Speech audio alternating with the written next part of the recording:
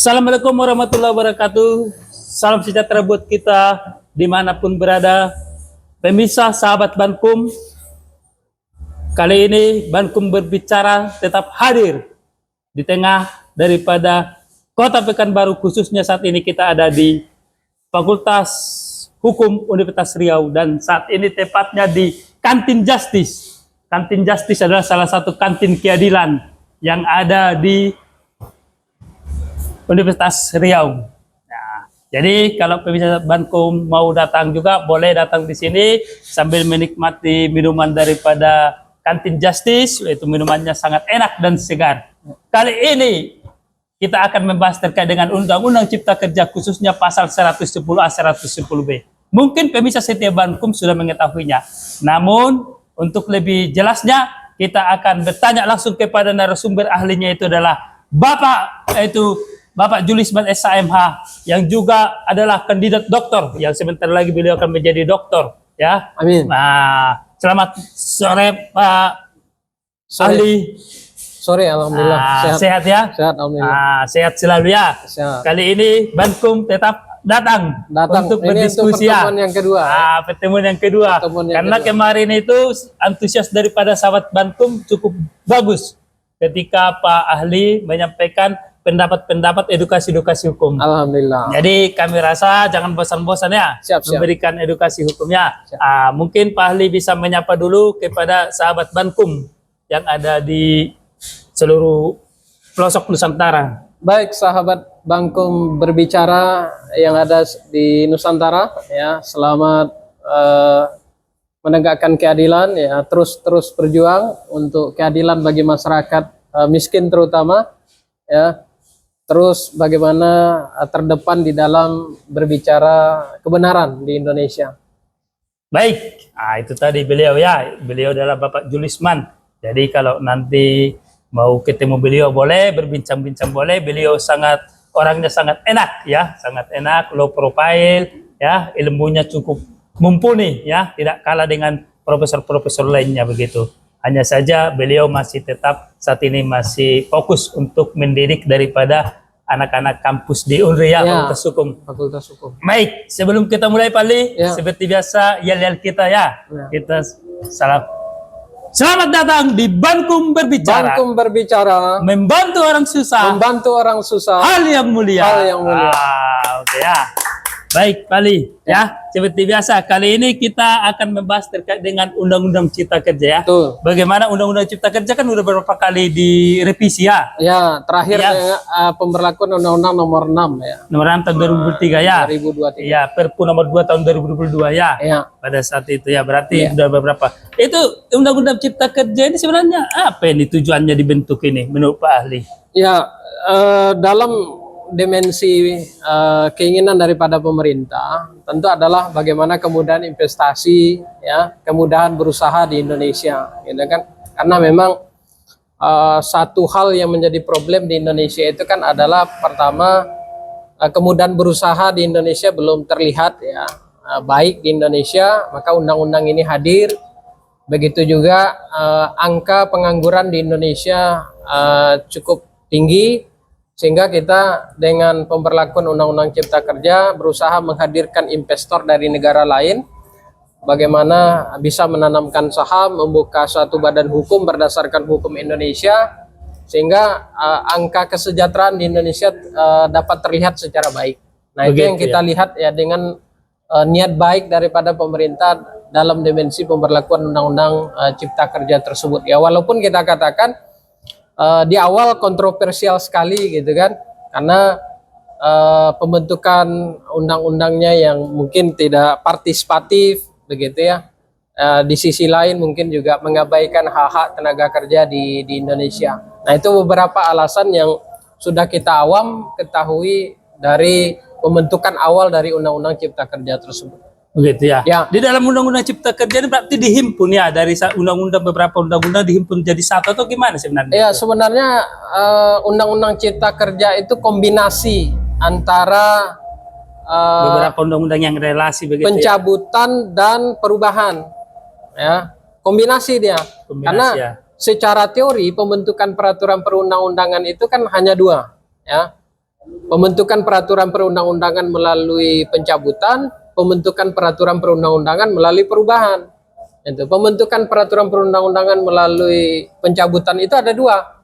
Ada pencabutan dengan penggantian, ada pencabutan tanpa penggantian. Nah, perubahan ini kan pembentukan undang-undang baru di mana undang-undang lama diubah.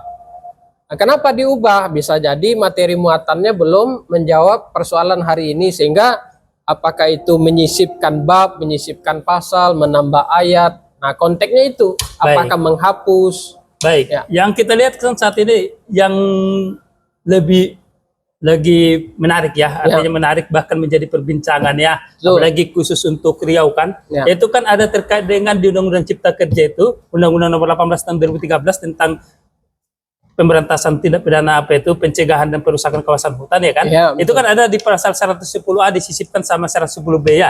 Apakah ini masuk yang tadi seperti yang Pak Ahli sampaikan itu adalah perubahan atau apa penambahan begitu termasuk? Ya, itu konteks daripada perubahan tadi, gitu ya. Karena kan menyisipkan pasal 110A, pasal 110B di antara pasal 110 dengan pasal 111. Jadi disisipkan tuh. Disisipkan ya. Dua pasal kita katakan gitu kan. Di mana pasal ini kan mengatur tentang keberadaan perizinan berusaha, upaya mengembalikan atau perlindungan kawasan hutan. Konteksnya kan ke situ dia. Konteksnya ya. Kalau apa perbedaannya pasal 110A dengan 110B ini? Ya, kalau pasal di dalam pasal khusus, ya, di dalam pasal 110A itu kan dia lebih mengatur ya. Pertama, bagi orang atau badan hukum yang sudah memiliki izin berusaha di kawasan hutan, maka dia diberi kesempatan untuk melengkapi persyaratan berdasarkan peraturan perundang-undangan di bidang kehutanan dalam batas waktu yang ditentukan. Kalau tidak salah sampai tanggal 23 ya. 2023. Ya. 2023 November 2023. Ya, November 2023. Ya. Kan itu batas akhirnya. Jadi yang sudah memiliki izin wajib melengkapi perizinan berdasarkan peraturan perundang-undangan di bidang kehutanan sampai November 2023. Kalau yang 110A, pasal 110A, 110B, pasal 110B itu kan orang atau badan hukum yang tidak memiliki izin di kawasan ada perbedaannya hutan. Ya, ada perbedaannya. 110A memiliki izin, yang 110B belum memiliki izin ya. Belum memiliki izin gitu. Jadi ini kan pertama negara ini kan ingin meneropong gitu kan. Berapa jumlah orang atau badan hukum yang melakukan kegiatan usaha di kawasan hutan, baik yang berizin maupun yang tidak berizin. Nah, itu kan dilihat oleh negara. Bagi yang berizin diberi waktu untuk melengkapi persyaratan, artinya kegiatan usahanya dibenarkan. Artinya nanti kegiatan usaha itu dikeluarkan dari kawasan hutan. Kan konteksnya begitu. Iya. Itu kan konteksnya begitu. Tapi bagi orang atau badan hukum yang berada di kawasan hutan yang tidak memiliki perizinan sampai pada tanggal waktu 2 November 2023 itu kita katakan, maka ya negara harus melakukan penertiban. Baik. Dalam dimensi hukum administrasi negara. Baik. Kan itu dia. Berarti kita melihat dari hukum administrasi negara ya? Ya, betul. Baik. Kan turunan daripada itu kan ada PP 24 2021 ya kan? Ya. Terkait daripada penyelenggaraan ya, penyelenggaraan terkait daripada sanksi administratif kan, denda bahkan paksaan pemerintah kan begitu. Iya kan? Tetapi akhir-akhir ini kan yang kita lihat ada juga di media massa yang viral saat ini kan ada itu yang Perpres 5 tahun 2025 kan begitu. Ya kan? Artinya PP 24 2021 itu kan sebenarnya kan sudah dikeluarkan kan gitu. Ya kan? Tetapi ada lagi Perpres kan gitu. Berarti kan kalau dari segi hierarki peraturan perundang-undangan kan yang lebih tinggi kan PP. Kan begitu. Dibanding Perpres kan begitu. Tetapi yang saat ini lebih mendominasi terkait daripada itu ada Perpres itu peraturan presiden terkait dengan penertiban kawasan hutan kan begitu. Kira-kira mana yang sebenarnya yang harus dijalankan lebih dahulu ini? Apakah bisa sama PP dijalankan dengan Perpres dijalankan atau gimana menurut administrasi negara? Undang-undang itu kan materi muatannya dia masih bersifat umum. Iya, betul. Umum. Sehingga pengaturan hal-hal teknis kan tidak ada di undang-undang gitu. Dan itu harus diatur melalui peraturan pemerintah. Betul. Nah, jadi pemerintah harus memperhatikan PP ya dalam dimensi hukum administrasinya, Ya, dalam melakukan tindakan penertiban kawasan hutan atau dalam konteks melegalkan ya, semakin melegalkan orang atau badan hukum yang melakukan kegiatan usaha di kawasan hutan. Nah, tetapi di sisi lain pemerintah sah-sah saja memberlakukan Perpres sebagai aturan yang lebih teknis sebagai tindak lanjut daripada PP itu. Jadi bukan berarti bahwa ketika pemerintah itu melaksanakan Perpres, pemerintah tidak melaksanakan PP, gitu ya. Bukan berarti pemerintah tidak melaksanakan undang-undang, bukan. Dengan pemerintah melaksanakan Perpres, artinya Perpres ini kan tindak lanjut daripada PP. PP tindak lanjut dari undang-undang. Artinya pemerintah sedang melaksanakan undang-undang dan peraturan pemerintah melalui Perpres. ya, baik. Nah, itu yang dapat kita lihat, walaupun ya itu kan tiga dasar hukum atau beberapa dasar hukum selain undang-undang kehutanan dalam penertiban kawasan hutan itu. Baik, ya. Tetapi yang kita lihat ya, yang kita lihat kan saat ini kan Perpres nomor 5 tahun 2025 ya. Iya, Mungkin betul. itu Pak ahli juga sudah paham ya Iya. kan. Masyarakat umum juga sudah mengetahui bahwasanya terkait dengan Satgas penertiban kawasan hutan kan Iya. begitu. Nah, tetapi kalau kita lihat Pak ahli ya kan PP 24 2021 kan belum maksimal dijalankan kan begitu. Iya. Ya kan? PP belum dijalankan secara maksimal. Ini terbit lagi Perpres nomor 5 tahun 2025. Bahkan Perpres ini kalau kita lihat di beberapa media massa saat ini kan ada beberapa dilakukan yaitu terkait dengan paksaan pemerintah berupa daripada pasang pelang, penyitaan kan begitu, ya kan? Kalau dilihat dari kacamata hukum administrasi negara, apakah ini tidak menyalahi aturan? Begitu. Karena Baik. tadi itu kan PP kan harusnya sanksi administratif kan denda kan begitu. Iya. Ya kan? Ternyata sekarang kan ada dipasang papan pelang. Iya. Itu kan termasuk mungkin kalau dalam pidana kan dalam apa untuk hukum kan itu ranah daripada penyitaan kan begitu, Iya. artinya kan begitu. Apakah Oke, ini baik. tidak menyalahi begitu, Ali? Sanksi administrasi itu dalam hukum administrasi itu bisa dia dalam bentuk teguran lisan, teguran secara tertulis, gitu ya, pencabutan izin, penghentian izin, gitu ya, penghentian kegiatan, paksaan pemerintah. Paksaan pemerintah itu bentuknya penghentian kegiatan, penyegelan, itu. Jadi penyitaan sebagai bentuk penghentian kegiatan yang dilakukan oleh pemerintah hari ini, kita katakan dengan misalnya apakah itu pemasangan pelang, itu kan, itu adalah bentuk dari sanksi administrasi, yaitu penjabaran bentuk-bentuk paksaan pemerintah.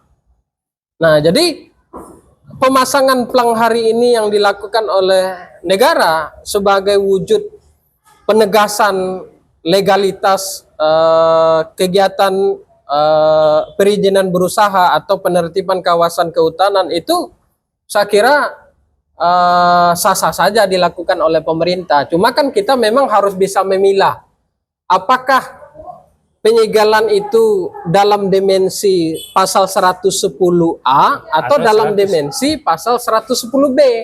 Nah, itu yang harus didudukkan.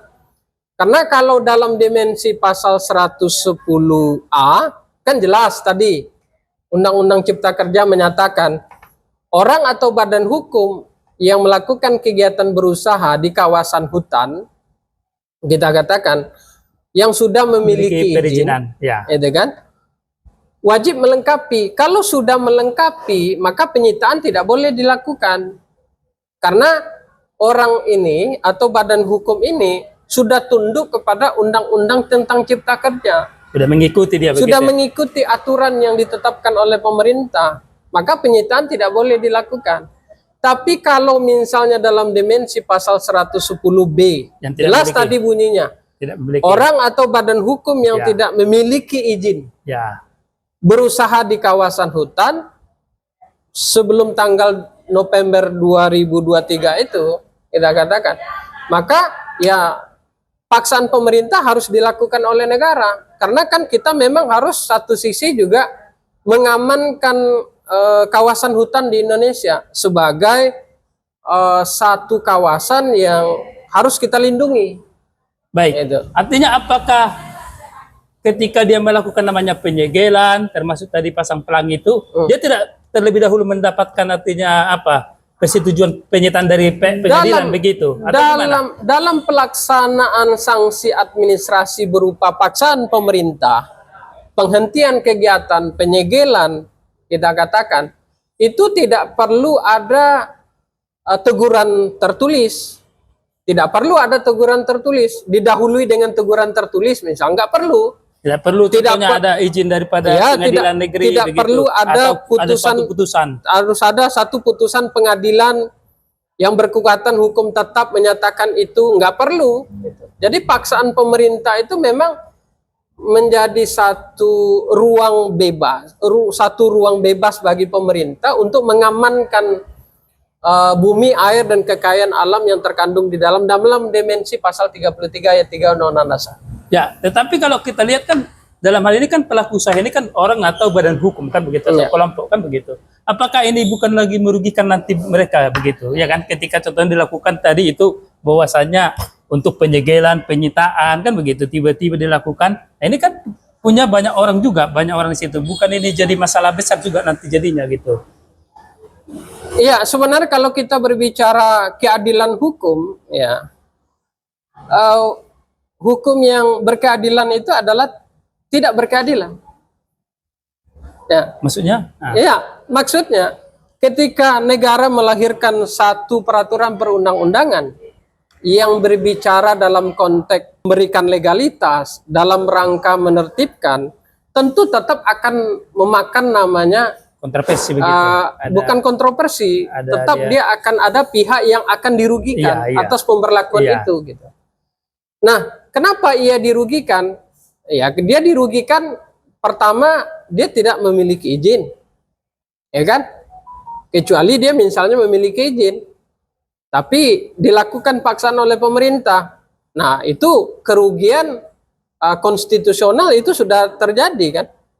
Nah, dia sudah bisa melakukan perlawanan, tapi kan jelas ini bahwa paksaan pemerintah ini ditujukan oleh pemerintah kepada orang-orang yang tidak berizin, badan-badan hukum yang tidak berizin. Pelaku usaha tadi itu. Ya, nah inilah kewenangan pengaturan, itu ya, penegakan hukum yang memang domainnya ada daripada negara melalui pemerintah tadi. Nah, itu dia. Jadi itu memang itu kewenangan pemerintah begitu ya. Apakah kewenangannya bukan masuk dalam kewenangan begitu? Karena tadi itu kan dia langsung melakukan paksaan kan begitu terkait daripada ini bahwasanya ada beberapa tadi pelaku-pelaku usaha katakanlah yang tidak memiliki perizinan kan. Iya, secara namun di satu sisi kan mereka ini kan juga kan punya hidup, punya hak untuk itu kan. Artinya kan negara juga kan dalam hal ini menjamin kesejahteraan masyarakat kan, menjamin daripada tingkat daripada taraf hidup kan begitu. Ini kan artinya ada pertentangan begitu. Bagaimana Pak Ahli melihatnya begitu? Baik, ya di dalam paksaan pemerintah dalam dimensi teorinya dia begitu. Penghentian kegiatan penyegelan itu tidak perlu ada didahului dengan teguran tertulis. Tidak perlu ada putusan pengadilan yang berkekuatan hukum tetap, itu tidak perlu. Tidak perlu ada penyitaan, persetujuan penyitaan juga tidak perlu. Tidak perlu itu. Jadi paksaan pemerintah itu dilakukan oleh negara jelas secara tegas-tegas kepada pihak-pihak yang tidak memiliki izin, itu kan. Nah, itu yang harus ya ketika negara pemerintah hari ini melakukan itu, saya kira pemerintah sudah melakukan tindakan berdasarkan hukum secara benar, karena memang tindakan itu kan dia terbagi lagi ya. Ada tindakan bukan berdasarkan hukum, ada tindakan berdasarkan hukum. Ada omission ya. Ya, ini kan tindakan berdasarkan hukum. Hukumnya hukum publik lagi, bukan hukum privat. Jadi jelas tindakan pemerintah berdasarkan hukum publik ini sudah benar secara berarti dari kacamata Pak Ahli juga yang selaku ahli administrasi negara dan juga HTN yang dilakukan pemerintah saat ini oleh Satgas PKH tadi penertiban kawasan hutan itu sudah tepat ya, walaupun dia tadi tanpa ada melalui prosedur tadi ya. Saya menyatakan tepat ketika paksaan pemerintah itu dilaksanakan oleh pemerintah dalam dimensi pasal 110B 110B ya. Bukan dalam dimensi pasal 110A. Nah itu dia. Tapi bagi orang badan hukum yang sudah melengkapi persyaratan, yang memang sudah memiliki izin sejak awal. Tapi dari beberapa kan ada beberapa yang kemarin kita dapat informasi dan data, kan ada beberapa pelaku usaha itu sudah mengajukan namanya data dan informasi, ya kan? Terkait daripada bahwasanya mereka pelaku usaha itu yang tidak memiliki perizinan kan begitu, ya kan? Dan sudah keluar SK-nya kan begitu. Ya. Ini apakah ini masuk dalam dimensi pasal 110 atau 110B ini? Ya, saya kira kan itu dalam dimensi. Ya pertama kan pasal 110A itu orang itu melakukan upaya hukum melengkapi persyaratan tadi bertindak ya. Itu kan harus punya izin dulu. Betul. Sepanjang dia punya izin, lalu dia ada terdaftar di Datin, misalnya kita katakan, dia sudah melakukan ketentuan pasal 110A. Tapi kalau dia contohnya terdaftar di Datin, dia tidak memiliki izin, ini kan khususnya dalam kawasan hutan ya izinnya ya kan? Iya. Karena kan izin kan banyak ini kan gitu ya kan? Iya. Apakah dia juga bisa dilakukan paksaan tadi itu atau terkait dengan masalah? Kalau dia tidak berizin tapi terdata di Datin, ya, saya kira sah-sah saja paksaan pemerintah oleh paksaan yang dilakukan oleh pemerintah. Tepat juga begitu. Ya, karena kan begini, di dalam waktu dia mengajukan terkait untuk data informasi tersebut, kan dia udah mengakui diri nih kan begitu, bahwasannya saya betul pelaku usaha kan begitu, tapi saya tidak memiliki izin kan. Jadi tunjukkanlah pemerintah ya kan. Kan itu sebagai turunan tadi PP 24 2021 kan terkait dari tadi itu kan. Ternyata kan itu nggak dilaksanakan kan kalau yang kita lihat ya, nggak dilaksanakan, tapi yang dilaksanakan malah Perpres ya 5 tahun 2005. Kira-kira dari kacamata Han bagaimana melihat ini? Apakah ini termasuk juga pelanggaran hukum atau gimana ini? Ya, saya kira ke depan pemerintah juga harus harus patuh ya kepada peraturan perundang-undangan yang ada. Jangan hanya berfokus di Perpres nomor 5 tahun 2025 saja, tapi juga bagaimana pemerintah itu tunduk dan patuh kepada PP dan undang-undang kita katakan. Jadi komprehensif sejalan kan begitu ya kan? Komprehensif tindakan itu gitu kan. Jadi tidak melukai, tindakan itu juga tidak melukai pemerintah itu sendiri.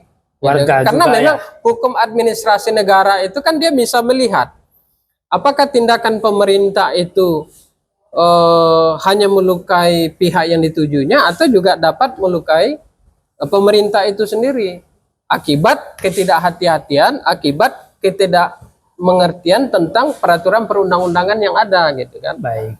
Nah, itu yang harus dipahami. Itu yang harus lebih dikaji ulang lagi. Ya, supaya... saya kira memang dalam dimensi hukum administrasi negara, karena peraturan perundang-undangan itu kan HAN itu kan ada dia bersifat terikat, ada bersifat fakultatif, ada bersifat bebas. Ya.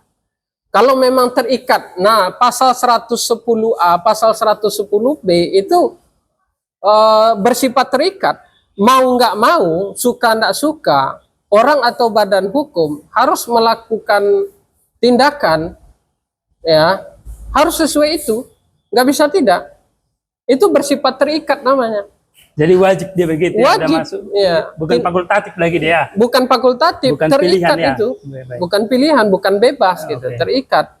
Begitupun pemerintah ketika mau melakukan paksaan pemerintah, memberikan sanksi administrasi lainnya dalam dimensi Undang-Undang Cipta Kerja atau PP dan Perpres, yaitu juga harus dalam dimensi pasal 110B tadi, hanya ditegakkan kepada orang atau badan hukum yang tidak memiliki izin, yang jelas-jelas tidak punya satu izin pun, legalitas ya, sebagai satu legalitas dalam kegiatan berusaha di kawasan hutan. Itu poin pentingnya. Itu pun pentingnya. Baik. Artinya tadi itu bahwasanya menurut Pak ahli sanksi yang dilakukan pemerintah termasuk artinya pemasangan plang, penyegelan ya, atau dalam ataupun penyitaan itu sudah tepat ya. Ya sudah tepat saat ini ya bahwasanya. Namun lebih kepada fokusnya itu harus jelas apakah ini dalam dimensi konteks itu pasal 110A atau 110B kan? Ya, nah itu yang harus didudukkan, itu yang harus disampaikan oleh pemerintah kepada publik ya, karena juga kan itu bukan informasi yang bersifat rahasia kan? Ya, ini semua orang jadi, sudah tahu itu ya. Iya, kan, sudah tahu itu. Ya, tetapi apapun itu menurut Pak Ahli bahwasanya pemerintah memiliki hak untuk itu, apalagi kan bumi dan air dan kekayaan alam yang di dalamnya ya dikuasai negara untuk diperhitungkan daripada kemakmuran daripada masyarakat ya, rakyat Indonesia. Jadi berangkat dari situ tadi. Ya, berangkat dari situ filosofisnya. Iya, tapi hanya saja pemerintah juga harus memperhatikan ya tadi itu ya, jangan sampai terjadi timbul permasalahan-permasalahan baru lagi kan. Ya, betul. Harus jelas dimensi pengaturannya secara hukum. Ya, pemerintah juga harus semakin hati-hati ya dalam bertindak gitu kan. Harus memahami makna dan bahasa peraturan perundang-undangan, khususnya dalam mana yang memang negara ya, mana tadi yang bermakna terikat, fakultatif dan bebas itu sendiri. Saya kira berarti kuncinya itu ya, ada dia tadi fakultatif, terikat dan bebas ya. Dia harus mengacu kepada di situ ya. Baik, mungkin satu kata Pak Ahli yang mau disampaikan terkait daripada kita punya pembahasan terkait Undang-Undang Cipta Kerja pasal 110A 110B ini untuk dilaksanakan pemerintah bagaimana? Ya, saya kira memang karena apa yang dinyatakan di dalam Undang-Undang Cipta Kerja itu di dalam pasal 110A dan B itu jelas ya ditujukan kepada orang atau badan hukum yang melakukan kegiatan berusaha dalam kawasan hutan. Baik. Ya, jadi di situ kita memberikan satu penegasan, memberikan satu perlindungan dan melakukan upaya-upaya penertiban terhadap kawasan hutan itu sendiri di Indonesia. Saya kira kita bagi setiap orang dan badan hukum harus patuh kepada peraturan perundang-undangan yang ada. Baik, ya artinya sahabat Bankum dimanapun berada, ya kita daripada tadi hasil berdiskusi dengan ahli tadi menyatakan bahwasanya kita mendukung tindakan yang dilakukan pemerintah dalam hal terkait untuk kemakmuran daripada rakyat Indonesia, daripada bangsa Indonesia. Namun pemerintah juga harus lebih berhati-hati dalam proses hukumnya, begitu, jangan sampai nanti merugikan kepentingan orang banyak, begitu tadi Pak Lia. Artinya tadi dilaksanakan sesuai dengan hukum administrasi negara yang ada, dilaksanakan sesuai dengan ketentuan dan peraturan perundang-undangan yang berlaku. Mungkin demikian Pak Lia. Ya. Baik, terima kasih kepada Pak Ahli yang telah memberikan daripada edukasi pandangan hukum. Jadi nanti pemirsa sahabat Setia Bankum, ketika nanti ada berdiskusi terkait daripada masalah-masalah kawasan hutan Undang-Undang Cipta Kerja, nanti bolehlah disampaikan ke beliau. Ya, siap. Baik. Mungkin kita akhiri Pak Lia. Terima kasih atas bincang-bincang dan waktunya telah berbagi ilmu kepada ya, mudah-mudahan bermanfaat bicara ya kan. Baik, sebelum kita akhiri, kita sampaikan yel-yel kita. Selamat datang di Bankum Berbicara. Selamat datang di Bankum Berbicara. Membantu orang susah, membantu orang susah, hal yang mulia. Baik, terima kasih.